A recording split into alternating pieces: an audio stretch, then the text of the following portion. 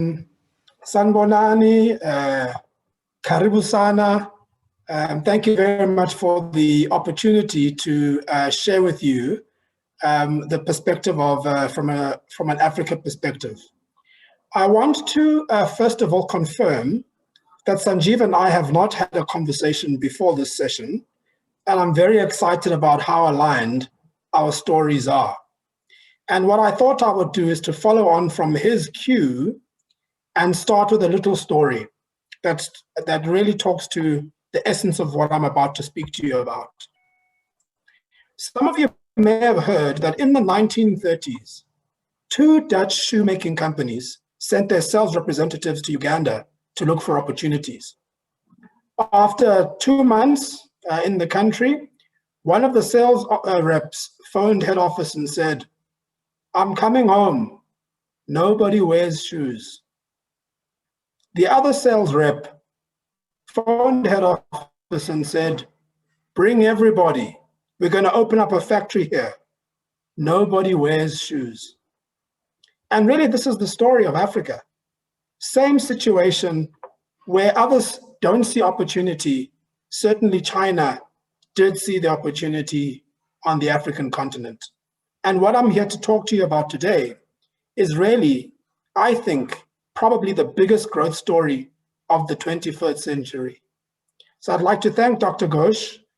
I'd like to thank the Boston Pledge and Team QLC for this opportunity to share with you my perspective on the story that is of Africa, but also adding some flavor to the very lovely meal that Sanjeev has laid on the table for us. And there's basically 5 key points. Giving some flavor to FDI investment from China and the growth thereof over the past couple of years. The symbiotic relationship between the two countries, between China and the African continent. The fact that it is about good business, contrary to what some of the narrative that is circulating may be. I will also talk about COVID and the impact of COVID and the role that China can play to really transform the lives of billions of Africans across the African continent. And so I think that the starting point is really to say that given some of the challenges and difficulties of conversations that China is currently having in other parts of the globe, certainly from an Africa perspective, China is enjoying good relations with leaders across the continent.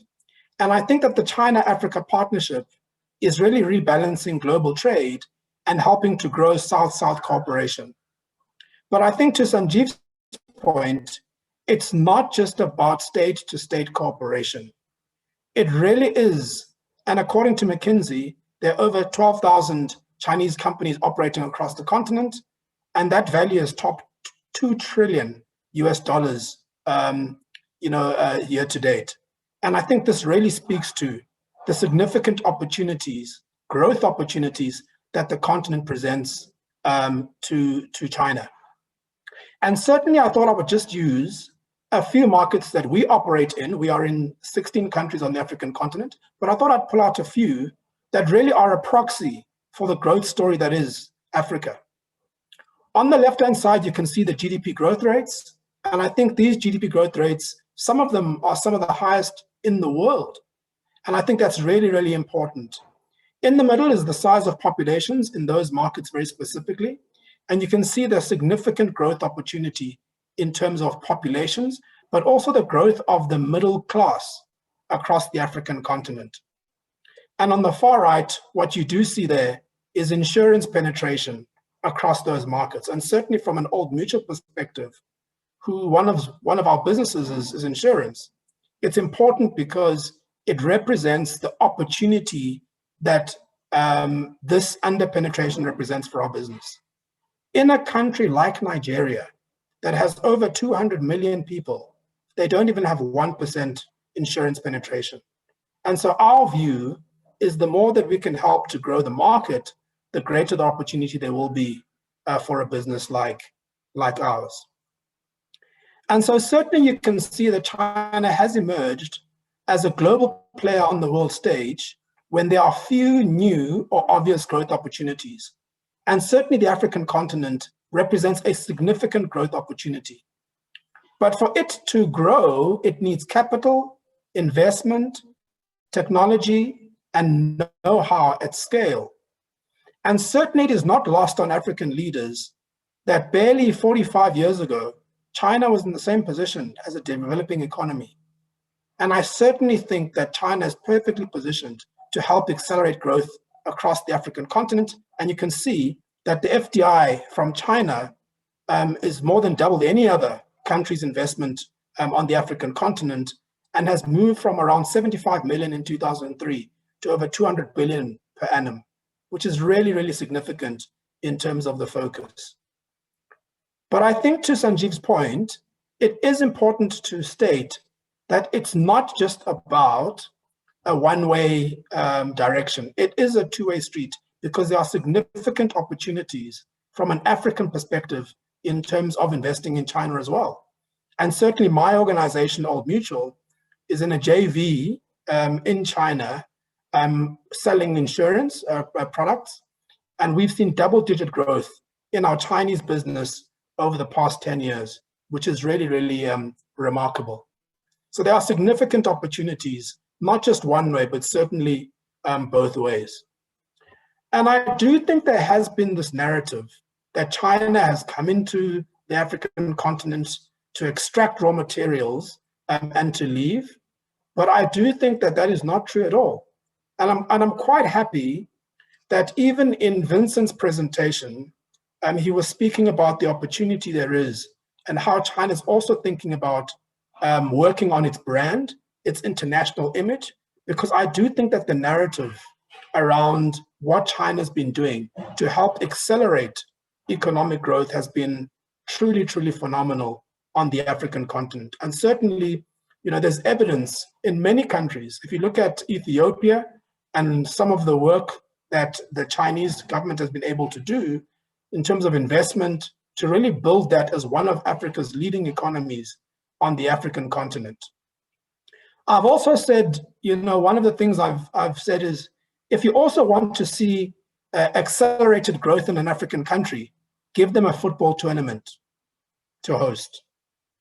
No president wants to be embarrassed by not being ready for a football tournament. And it was interesting because I was in Ghana in 2005, and an announcement was made that they would host the Africa Cup of Nations in 2008.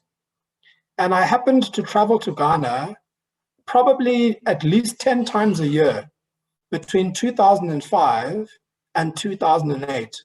And I literally saw that country overhauling in preparation for the football tournament that happened in 2008. And China played a significant role in the infrastructure development, in the development of stadiums. And certainly, that tournament was a wonderful spectacle to behold.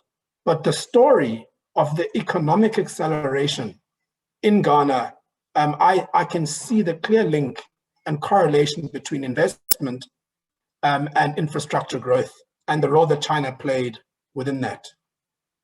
And so Sanjeev spoke about COVID and the impact of COVID, and certainly we cannot deny the role that COVID and the impact that COVID has had in terms of really exposing the challenges that we face from a health perspective, from an economic perspective, and also at a societal level, and the gross inequalities across the African continent. And certainly with China having had the experience and also being one of the first countries to show recovery following the pandemic, and data for the first 2 months of 2021 shows retail sales, industrial production, and fixed asset investment surging more than 30% from the same time last year in China.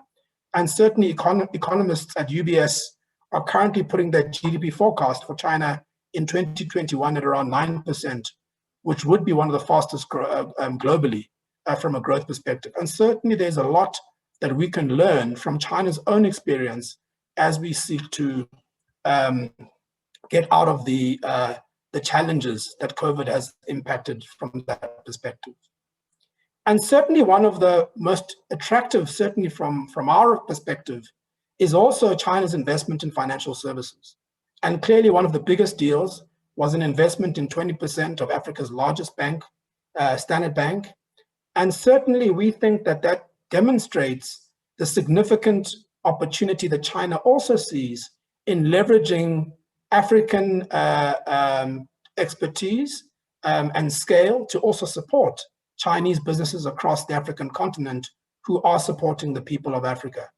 And certainly from an Old Mutual perspective, one of the big things that is important to us is financial inclusion and making sure that we bring in a lot of people into the financial system.